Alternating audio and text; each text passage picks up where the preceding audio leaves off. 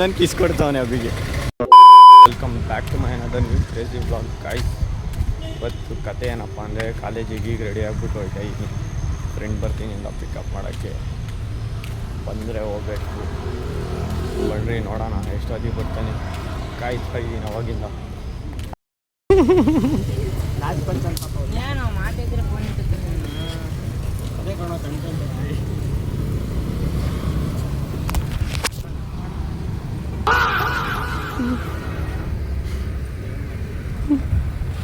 ಮಾತಾಡ್ರು ಏನಾದ್ರು.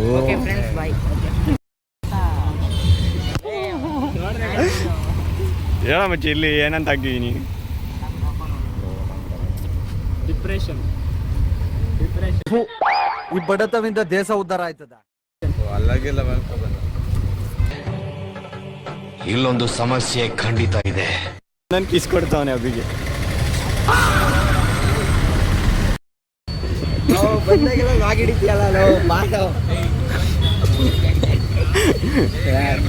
ಶಿವನೇ ಇವನೇ ಮಾಸ್ಟರ್ ಪೀಸ್ ನ ಎಲ್ಲೋ ನೋಡ್ದಂಗದಲ್ಲ ನನ್ನ ಮಗ, ದೊಡ್ಡ ಕಾಳ್ ನನ್ನ ಮಗ.